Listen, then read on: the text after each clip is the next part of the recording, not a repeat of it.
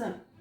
Bienvenue dans cette nouvelle vidéo dans laquelle vous allez avoir le magnifique plaisir de vous réincarner en Louis XIV.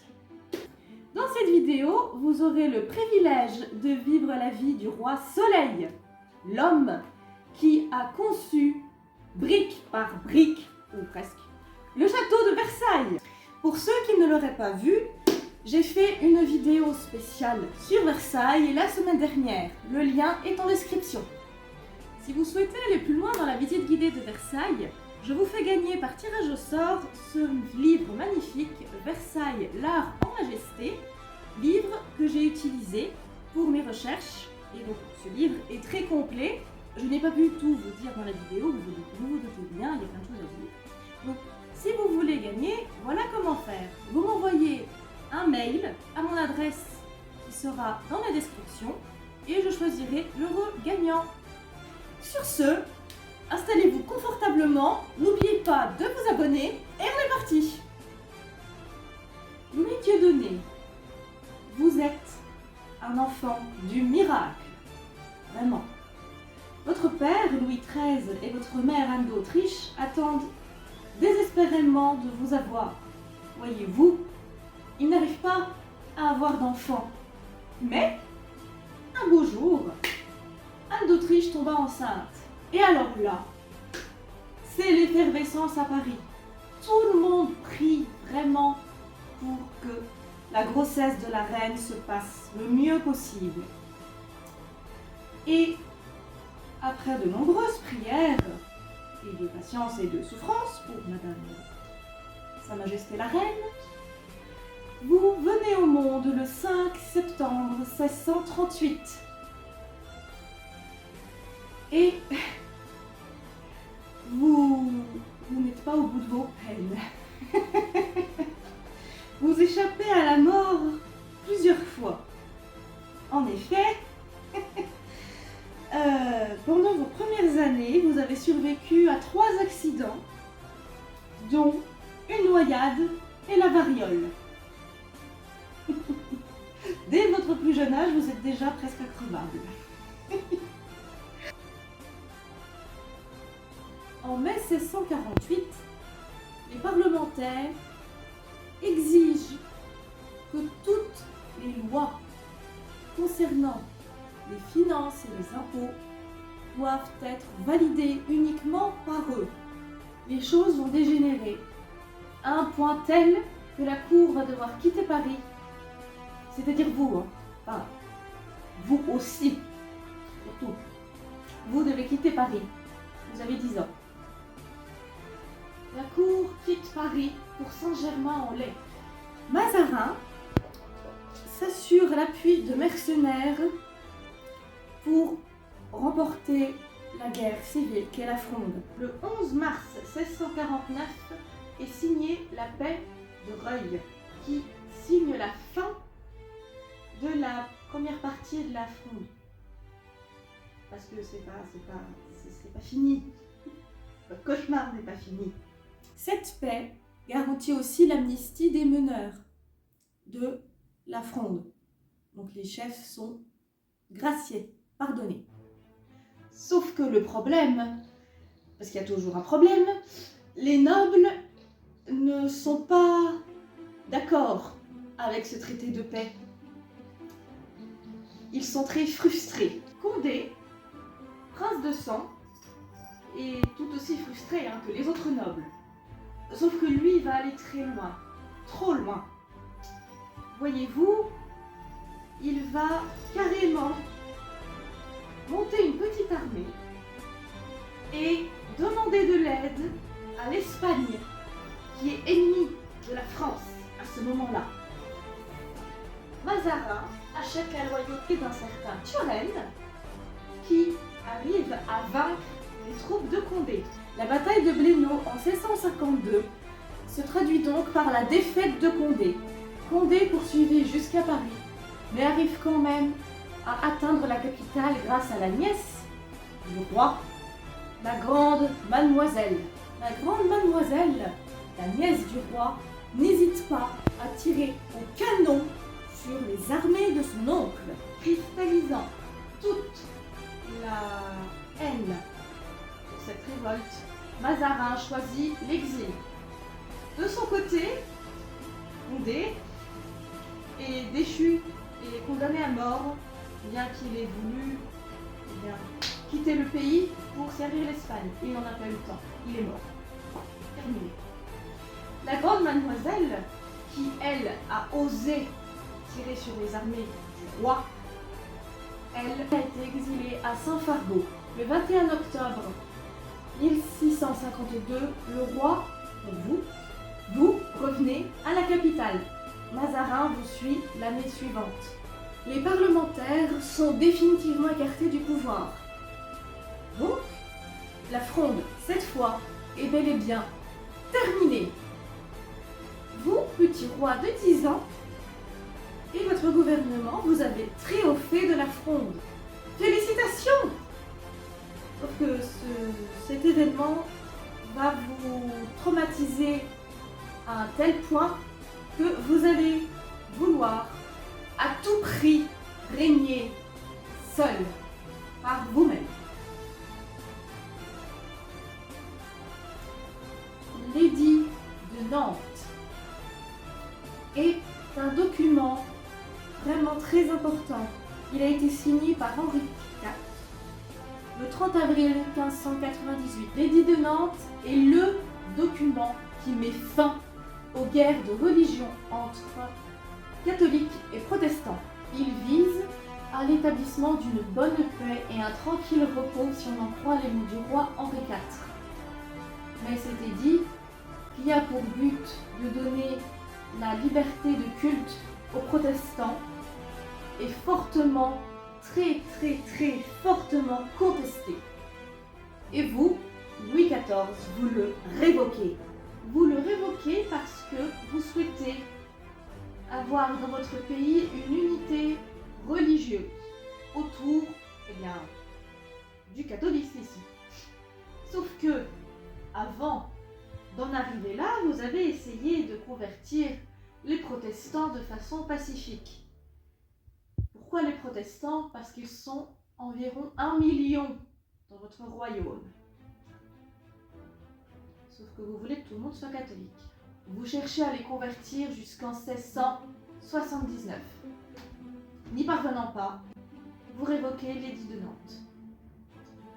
La révocation de cet édit est accueillie avec une explosion de joie à Paris et dans toute la France. Mais cela oblige les protestants à se convertir ou à immigrer, forcément, puisque leur religion n'est plus acceptée dans votre royaume. Cette révocation est un désastre diplomatique au niveau de la papauté. Beaucoup de protestants choisissent l'exil. Il y a environ 200 000 personnes jusqu'en 1720 qui, du coup, partent du royaume. Oui, mais le roi a toujours raison. Donc, comme vous avez toujours raison et le dernier mot, vous continuez à exiler et à rejeter les protestants. Et donc, ce qui devait arriver arriva. Une répression excessive déclencha la révolte des Camisards. En 1702-1704. Mais cette révolte sera finalement réprimée avec habileté par beaucoup. Et donc, non content de vous en prendre aux protestants, vous devez aussi, à cause de votre désir d'unité religieuse, vous devez vous opposer aussi aux jansénistes. Cette branche religieuse est apparue en 1740 et elle est l'œuvre de Jansénius qui reprend et développe la pensée de saint Augustin. Le jansénisme séduit par sa rigueur et sa vision tragique du salut. Sauf que l'absolutisme royal ne peut tolérer l'existence d'un tel droit.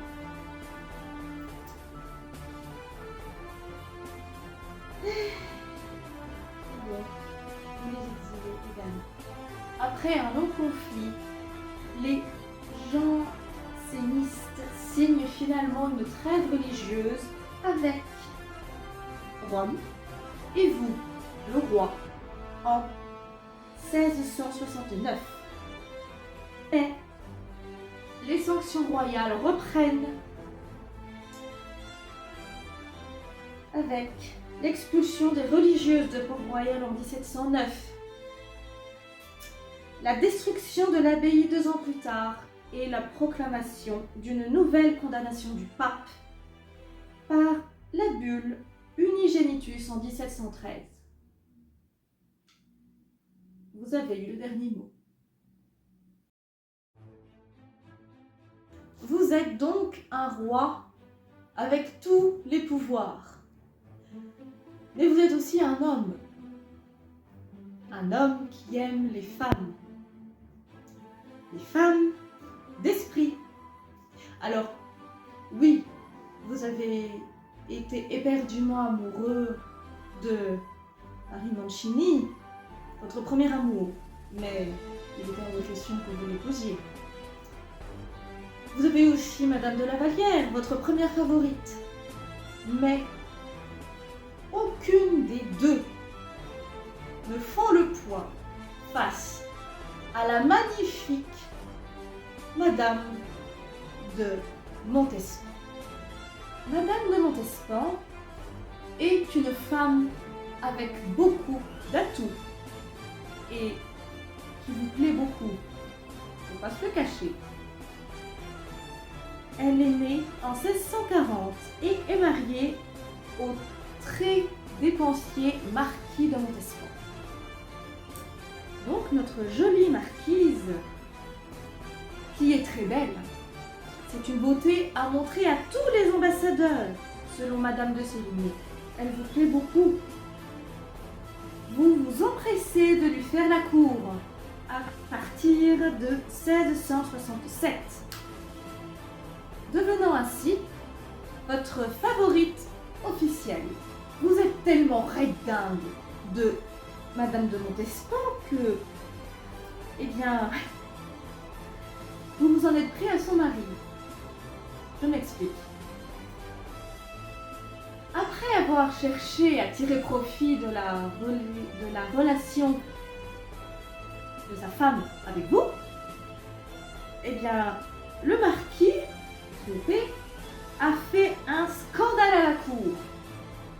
Un tel scandale que ça vous a gonflé et vous l'avez fait enfermer et exiler de ses terres.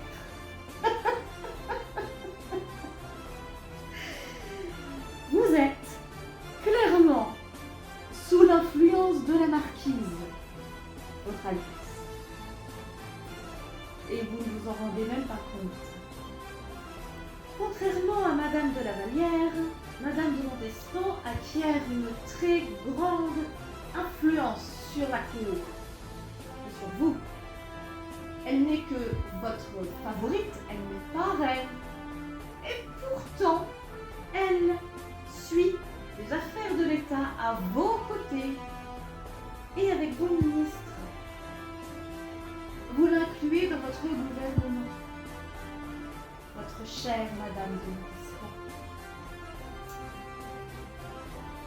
Son statut de favorite lui confère de nombreux privilèges et de cadeaux venant de vous. Vous lui faites construire de somptueux appartements à Versailles. Vous offrez même à votre marquise le château de Clagny. C'est dire. Mais c'est pas le pire. ou le mieux, tout dépend d'où on se place. En 1679, vous la nommez surintendante de la maison de la reine, l'élevant ainsi au niveau de duchesse. Si ça, ce n'est pas être amoureux de quelqu'un, je ne sais pas ce que c'est. Votre marquise vous a donné, votre duchesse vous a maintenant donné 7 enfants.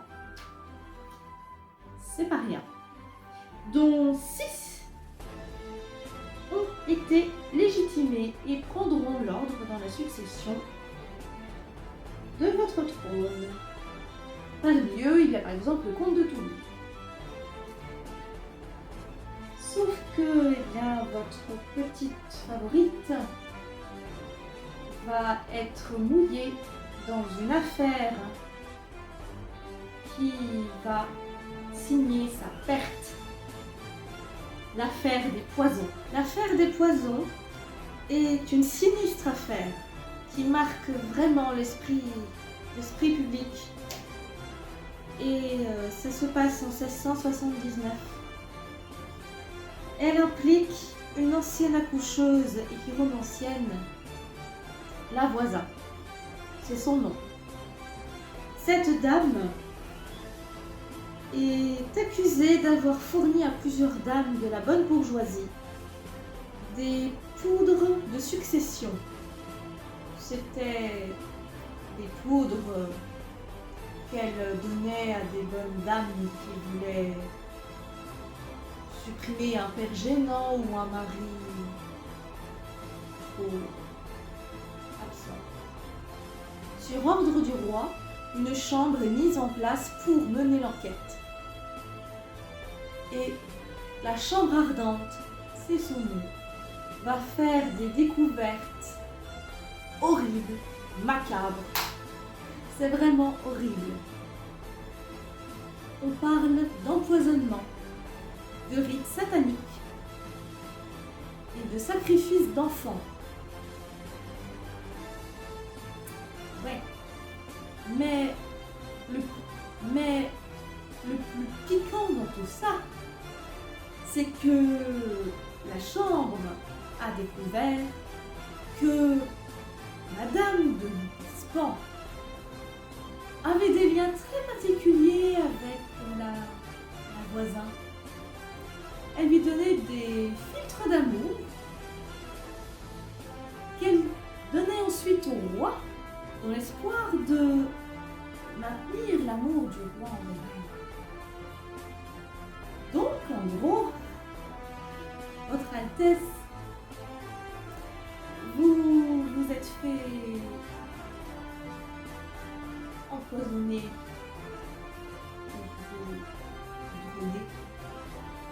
par Madame de Montespan. Et cette nouvelle va vous accabler. Vous aurez beaucoup de mal à vous en remettre. Et ces révélations, vous ne souhaiterez pas les transmettre au public, vous ne voudrez pas que le peuple apprenne que votre favorite est trempée dans une affaire aussi sordide. Donc, par égard pour les enfants que vous avez avec elle, vous la conservez à la cour, mais vous lui demandez de conserver la plus grande réserve à votre égard. Vous ne le montrez pas, mais vous en avez gros sur la patate. Votre favorite, ancienne favorite, demeurera à votre cour jusqu'en 1691. Mais elle n'aura plus du tout la même influence sur vous. Le réveil a été dur. Et vous êtes réveillé. C'est une bonne nouvelle, Votre Altesse. Et notre chère Athénaïs, elle, va terminer sa vie dans la dévotion et mourra en 1707.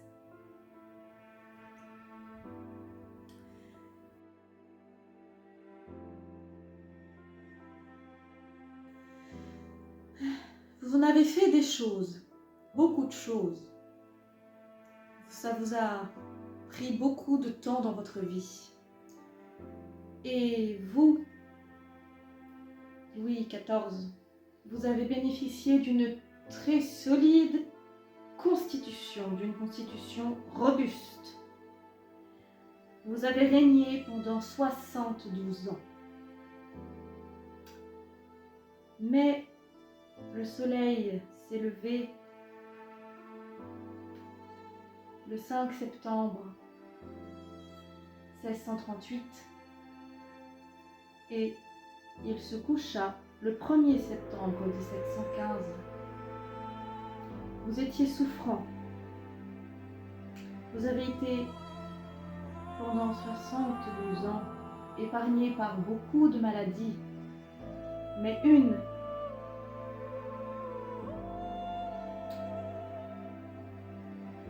vous fait souffrir horriblement.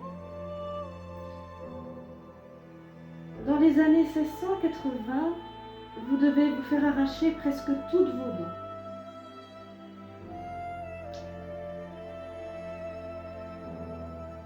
Mais l'alerte la plus grave se produit en 1686. Vous devez vous faire opérer d'un fistule à l'anus. Malgré la douleur, vous ne connaissez pas l'anesthésie. Vous ne montrez aucun signe de faiblesse ni de peur. Vous faites preuve d'un grand courage. D'autant plus que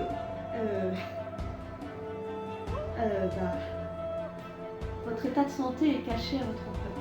Ils ne savent pas que vous êtes malade. Et c'est la gangrène à une jambe qui vous emporta finalement. Le vieux roi, le 1er septembre 1715, s'éteint dans son sommeil au matin, la veille de ses 77 ans. L'agonie a duré plusieurs jours. Et ça, au milieu de vos courtisans. Parce que toute votre vie, du matin au soir, de votre naissance à votre mort, votre vie était un spectacle. Vos courtisans vous regardaient vous lever le matin, ils vous regardaient faire votre toilette. Tout était dans le paraître. Et ils vous ont vu agoniser et mourir. D'où le fait que vous ne vouliez absolument pas montrer votre douleur. Voilà comment se termine votre règne, très long, mais très riche aussi.